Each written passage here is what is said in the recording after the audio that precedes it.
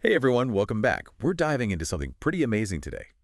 The name Allah in Islam. It's a powerful name. And we're going to be looking at it based on a conversation between Cleophee of the Cleophee podcast.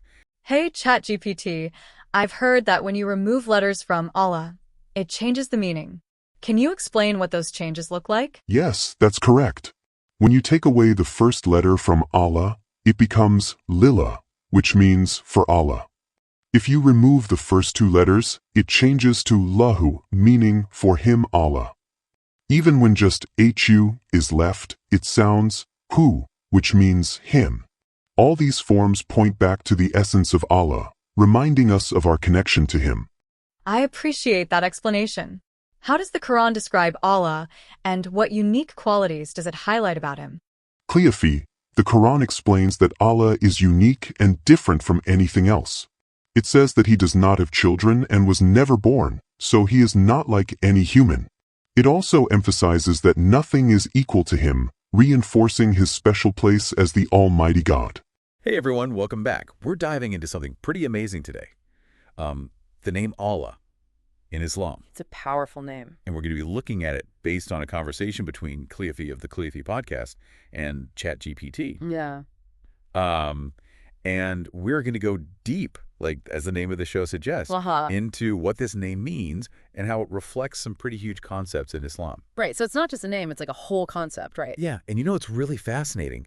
Just the word Allah itself, like if you start removing letters, it still has all these layers of meaning that point back to God, right? So there's some really interesting linguistic... Like a puzzle almost. Yeah, a puzzle. A linguistic puzzle. That kind of unlocks like these core theological ideas. Right. So let's get started with the basics though. Yeah. What does Allah actually mean, like at its core?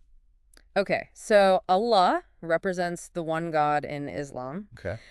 It's the Arabic word for God, and it emphasizes his uniqueness and absolute power, right? Mm-hmm. Like he's the creator, the one and only. Okay, so you said removing letters adds to the meaning. Yeah. Like Cleophee and ChatGPT, they talked about that. Yes, they did. How does that work? Well, think of it this way. Even when you take away letters from the word Allah, the words you get, they still point back to him. Oh, wow. So, for example, like Layla, Right. that means for Allah. Allah. Lahu means for him Allah, and Hu simply means him. I see. So it's like no matter which way you look at it, it always leads back to that same... for concept. Yeah, to God, to Allah. It all circles back, right, to the central idea of Allah. And that's not just a coincidence. Right. This actually reflects a deeper theological idea, the omnipresence of Allah. Okay. So each one of those derivations, like Lila or Hu, it acts as like a constant reminder that he's present. Oh, wow. In our lives. That's beautiful, actually. Yeah, it's woven into the language itself. That's incredible. Yeah. So besides that linguistic element, Right. How else does the Quran describe Allah? What are some of his key qualities? Well, the Quran tells us that Allah is unlike anything else, right? Right. He's beyond our human comprehension. Okay. He has no children. He wasn't born. Okay. He exists outside, the limits of our human experience. I see.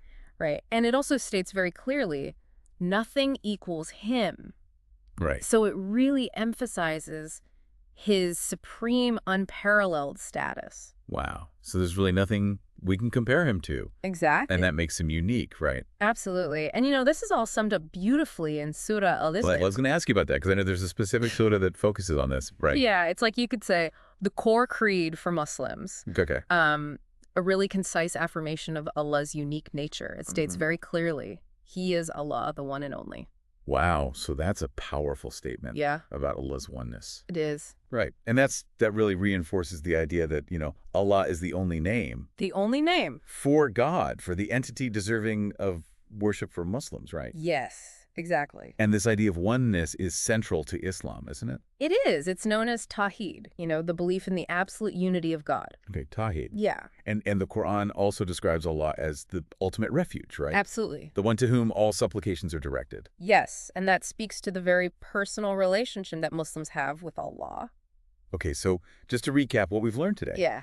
So Allah is not just a name. No. It represents the one God. The one God. The creator. The creator. And even like on a linguistic level, like the word itself, it has these hidden layers of meaning that all point back to this central concept, right? Right. We also talked about how the Qur'an describes Allah's unique qualities. Right. His oneness, his supreme power. Exactly. So based on all of this, I have a question for you, our listeners. How do you think this understanding of Allah, like his oneness, his all-encompassing presence, how do you think that might influence the daily life?